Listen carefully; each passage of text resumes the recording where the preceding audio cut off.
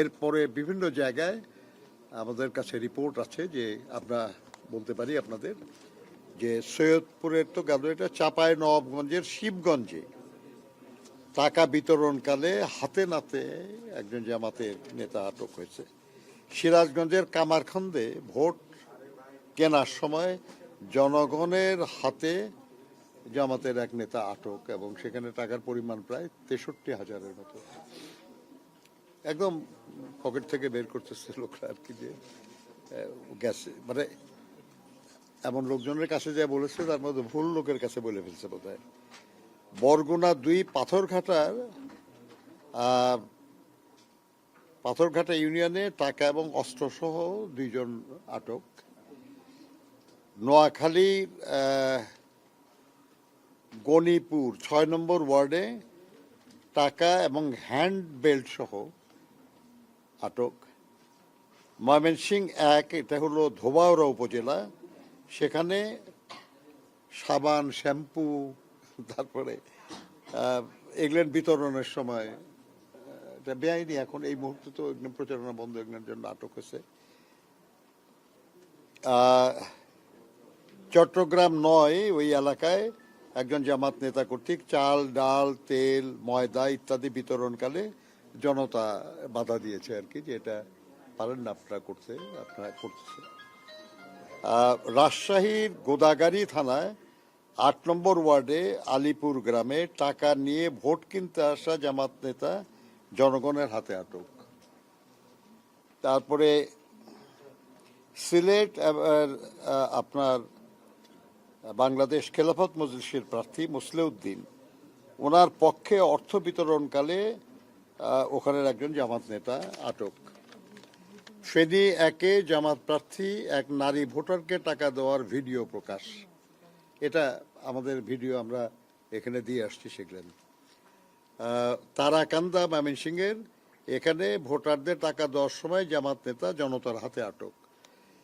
তারপরে কক্সবাজারের রামু থানার কাওয়ার খোপে ইউনিয়নের 8 নম্বর ওয়ার্ডে জামাত সহসভাপতি এবং একটা মসজিদের খতিব মিস্টার হাসান, তিনি ভোট কেনার টাকা দেওয়ার সময় সেনা পুলিশ অভিযানে বিপুল পরিমাণ টাকা সহ আটক হয়েছেন। বগুড়া 4 কাহালু উপজেলার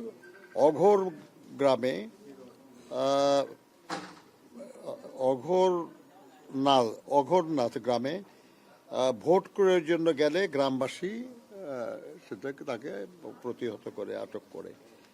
লক্ষ্মীপুর 3-এ জামাত প্রার্থী রেজাউল করিম নিজ হাতে টাকা বিলি করছে, এটা ভিডিও প্রকাশ হয়েছে। এরকম বেশ কিছু নিউজ এবং ভিডিও আমরা নির্বাচন কমিশনের ওনাদের কাছে আমরা দিয়েছি, এবং আমরা বলেছি যে আইন অনুযায়ী যার বিরুদ্ধে যে ব্যবস্থা নেওয়া দরকার আপনারা সেই ব্যবস্থা নেন, এবং আপনারা জনগণকে একটু আশ্বস্ত করেন যে এই বিষয়টা আপনারা পছন্দ করেন না, এবং আর কেউ যেন এইটা না করে, সেটা যে দলেরই হোক, যাতে না করে কেউ, সেই জন্য আপনারা একটা হুঁশিয়ারি বার্তা আপনাদের তরফ থেকে যাক। কারণ আফটার অল মানুষ নির্ভর করছে যে নির্বাচন কমিশন এই ব্যাপারে শক্ত পদক্ষেপ গ্রহণ করবে। ওনারা বলেছেন আর কি যে তারা ব্যবস্থা নিচ্ছেন এই ব্যাপারে আর কি। আমরা আর একটা জিনিসে আমরা খুবই বিব্রত, এবং আমরা খুবই আমরা অসন্তুষ্ট বলতে পারেন। সেটা হলো যে আমরা পত্রিকায় দেখলাম, বেশ কয়েকটি পত্রিকায় এবং টিভির যে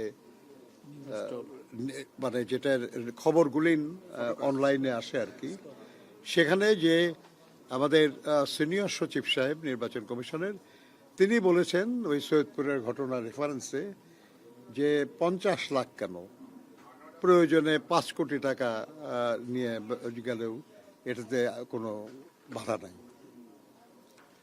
তো ব্যাপারটা হচ্ছে যে সব সময় তো সব কথা একরকম হয় না, তাই না? এই সময়ে যদি সব সময় সবই এরকমই হয়, তাহলে কেন বললেন যে বিকাশে 1000 টাকার বেশি পাঠানো যাবে না?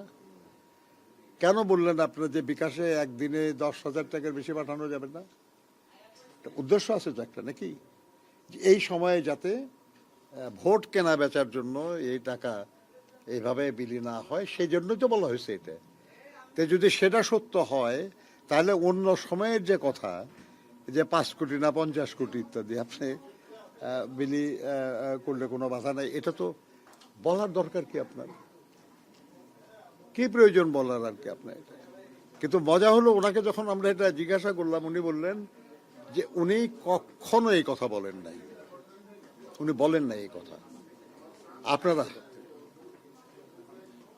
সাংবাদিকরা আর কি, পত্রিকার, আপনারা এটা কোনো না কোনো নিউজ, একটা আমরা দেখলাম পত্রিকায় জাগো নিউজের রেফারেন্স আছে, তারা তো নিউজ এজেন্সি, তারা যদি দেয় তাহলে পত্রিকা ছাপাইতেই পারে আর কি, বা পত্রিকায় অন্য নিজের সোর্সে ছাপাইছে, আমরা জানি না সব কিছু আর কি।